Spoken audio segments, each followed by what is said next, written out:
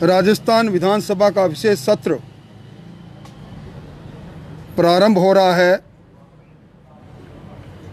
और एक ऐसे मामले में यह सत्र बुलाया जा रहा है जो एक तरह से संविधान के संघवाद के विरुद्ध में है। संवैधानिक परंपराओं को और संविधान में प्रदत्त अधिकार नहीं होते हुए भी राजस्थान की सरकार केंद्र सरकार से जुड़े, केंद्र सरकार द्वारा पारित कृषि व्यापार से जुड़े 3 कानून जो 24 सितंबर को महामहिम राष्ट्रपति महोदय के हस्ताक्षर के बाद देश में प्रचारित हो गए हैं, उनके निरसन के लिए ये विशेष सत्र बुला रहे हैं। राजस्थान विधानसभा का विशेष सत्र निश्चित तौर पर आहूत होना चाहिए, पर आहूत इस बात को लेकर होना चाहिए कि इस बार नेशनल ब्यूरो रिकॉर्ड की जो ताज़ा रिपोर्ट आई है, नेशनल क्राइम ब्यूरो रिपोर्ट की, उसने राजस्थान के अंदर कानून व्यवस्थाओं की धज्जियां उखेड़ दी। कोई बहस की बात नहीं रही, क्योंकि क्राइम ब्यूरो की रिपोर्ट ये कह रही है कि पिछले वर्ष की तुलना में राजस्थान में 21.4% अपराध बढ़े और राजस्थान की राजधानी वो भी इससे महफूज नहीं रही। राजस्थान की राजधानी में 30.7% अपराध बढ़ना इस बात को साबित कर रहा है कि राजस्थान में आम आदमी राजधानी सहित सभी महानगरों में दहशतगर्दी की ज़िंदगी जी रहा है। और इसी कारण से नगर निगम के चुनाव जिसका अंतिम चरण प्रारंभ हो रहा है, में पहली बार राजस्थान के तीनों महानगरों में जिसका चुनाव जीतने के लिए कांग्रेस पार्टी ने, कांग्रेस सरकार ने बेतरतीब तरीके से बिना मापदंड के, बिना मानदंड के 2-2 भागों में शहरों के नगर निकाय को विभाजित किया, में पहली बार कानून व्यवस्था का एक मुद्दा रहा। 1 वर्ष से समय से वहाँ प्रशासक लगाकर भी कांग्रेस पार्टी तमाम हथकंडे अपनाने के बाद भी नगर निगम के चुनावों में बड़ी पराजय की ओर बढ़ रही है। ये पहली बार हुआ कि कांग्रेस का संगठन प्रदेश स्तर से लेकर नीचे ब्लॉक स्तर पर नदारद रहा। संगठन एक तरह से बना नहीं और चुने हुए विधायकों ने अपने पूरे वर्चस्व को बनाने के लिए मजबूर कर दिया कांग्रेस सरकार को उनके कहने पर वो टिकट का वितरण करें। राजस्थान के अंदर जिस प्रकार कानून व्यवस्था की जर्जर स्थिति बनी हुई है, उसी प्रकार अभी सेंटर फॉर मॉनिटरिंग इंडिया का जो ताज़ा सर्वेक्षण आया है,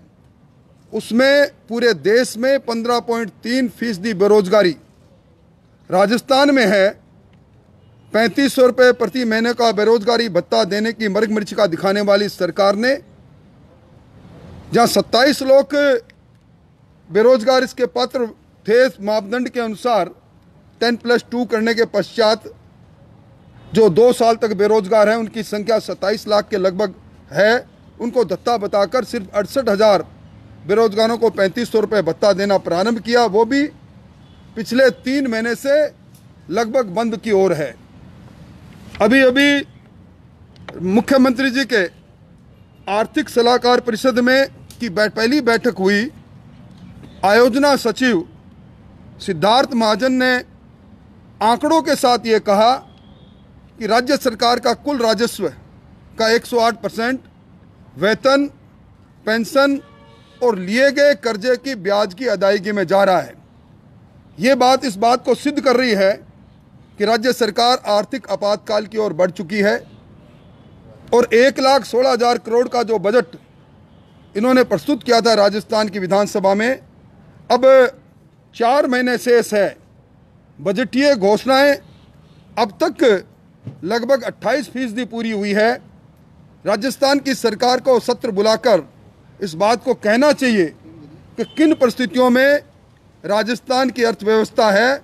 और राजस्थान में सरकार ने जो बजट रखा उसमें कितना योजनागत व्यय कटेगा, कौन कौन सी घोषणाएं जो सरकार ने स्थानीय निकाय के चुनाव और पंचायत राज के चुनाव में जीतने के लिए की, वो कौन कौन सी योजनाएं धूल धर्षित होगी, इस बात की ओर सरकार का अगर विशेष सत्र बुलाए तो इन पर चर्चा होनी चाहिए। आज जिस प्रकार का राजस्थान के अंदर हाल हुआ है, राजस्थान में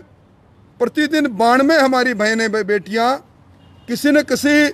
उत्पीड़न का शिकार होती है और राजस्थान के अंदर महिला अपराध में गत वर्ष से 49.11% बढ़कर देश में दूसरे स्थान पर आ गया। और तो और बच्चों के प्रति अपराध जो एक वर्ष में 43.4% की बढ़ोतरी हुई है, जो राष्ट्रीय औसत से 9 गुना ज़्यादा है। आज राजस्थान के अंदर जिस प्रकार का माहौल बना हुआ है, अभी 2 दिन पहले ही लोहावट की वो घटना जिसमें न्यायालय के स्थगन के पश्चात जमीन पर ट्यूबवेल बनाना प्रारंभ हो गया। अपराधियों के गिरोह ने चतुराम नाम के किसान पर हमला कर दिया। उसने गुहार की कि मुझ पर हमला हो रहा है, मेरे सामने बदमाश खड़े हैं, सुरक्षा के लिए पुलिस को उसने गुहार की और पुलिस नहीं आई, बोले पहले आकर एफआईआर दर्ज कराओ, और कुछ ही समय बाद उसकी हत्या कर दी गई। इससे बड़ा दुर्भाग्य कुछ हो नहीं सकता। अभी अभी हमने पहला मामला देखा, सत्तारूढ़ दल के विधायक को मोहना इलाके के आनंद में हुई हत्या में चाकसू विधायक वेद प्रकाश सोलंकी को धरने पर बैठना पड़ा। और इस प्रकार की घटनाएं जो बीकानेर में हुई, व्यापारी को गोली मारकर हत्या कर दी, शाहपुरा में व्यापारी को लूटा गया, गोली मार दी गई, अलवर में सैलरी मांगने वाले दलित को जिंदा जला दिया गया। ये सारी बातें और तो और कांग्रेस के वरिष्ठ नेता जो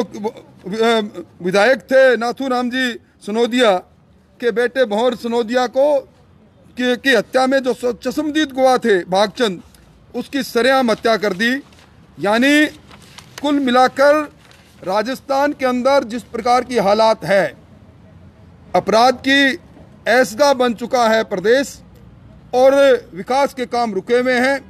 आर्थिक आपातकाल की ओर बढ़ रहा है। ऐसे में राजस्थान की सरकार विशेष सत्र बुलाकर केंद्र सरकार द्वारा पारित कृषि और कृषि से किसान से संबंधित 3 ऐसे विधेयक जो आज कानून का रूप ले चुके हैं, जिनका निरसन की कोशिश करें सिर्फ इसलिए कि अपने आकाओं को, अपने नेताओं को, राहुल गांधी और सोनिया गांधी को खुश करने के लिए करें। मैं समझता हूं इससे बड़ा दुर्भाग्य कुछ हो नहीं सकता। और तीनों महानगरों में जहां चुनाव हो रहे हैं, जिस प्रकार की स्थिति बनी है कानून व्यवस्था की जर्जरता की, एक ये विषय भी बनते जा रहे हैं। मोटे तौर पर मैं कह सकता हूं कि राजस्थान के में गृह मंत्री के रूप में मुख्यमंत्री जी, जिन्होंने अपने मताधिकार का भी प्रयोग नहीं किया, एक तरह से लोकतंत्र को अपमानित करने का काम किया, उनकी सरपरस्ती के अंदर कानून व्यवस्था जर्जर है।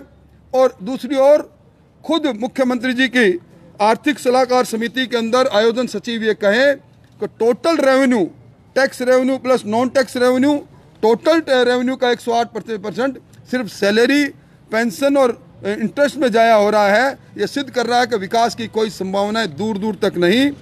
और जिस प्रकार की दहशतगर्दी जयपुर के अंदर पुलिस के द्वारा कल मतदान के समय में की गई